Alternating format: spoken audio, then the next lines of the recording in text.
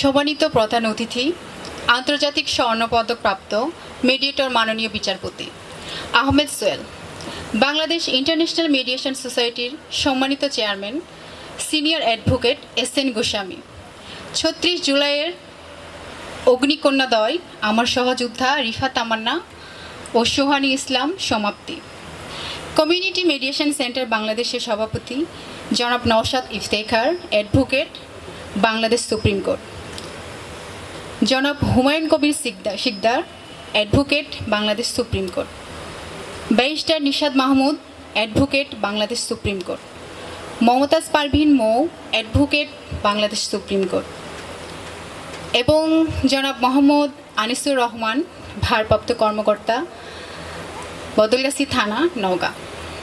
আপনাদের সবার প্রতি আমার কৃতজ্ঞতা জ্ঞাপন করছি। উপস্থিত পাহাড়পুর ইউনিয়নের মিডিয়েশন বান্ধব নারী শিক্ষার্থীবৃন্দ, আপনাদের সবার প্রতি আমার সালাম ও অভিনন্দন রইল। শুভ সকাল।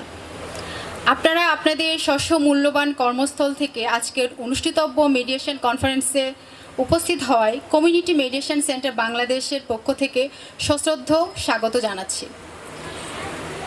আচ্ছা, বৈষম্যহীন সমাজ গঠনে মূল চালিকা হচ্ছে শক্তি, মিডিয়েশন বান্ধব বিচার প্রাঙ্গণ।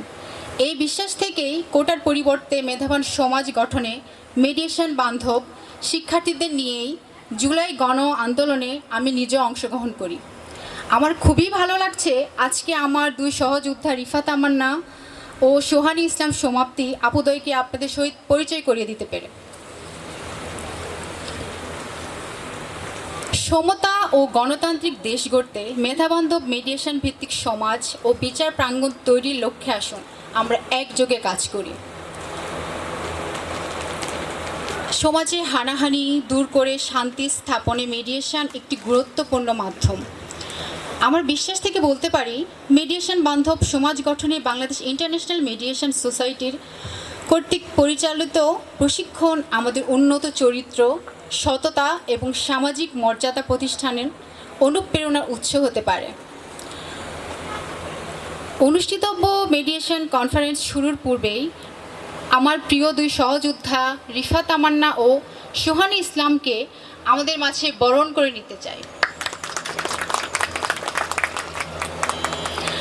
আজকের কনফারেন্সে সম্মানিত প্রধান অতিথি মহোদয়কে তাদের হাতে ক্রেস্ট, সার্টিফিকেট এবং সার্টিফিকেটের মূল্য 25,000 সমমূল্যের প্রাইজ বন্ড তুলে দেওয়ার জন্য সদয় অনুরোধ করছি।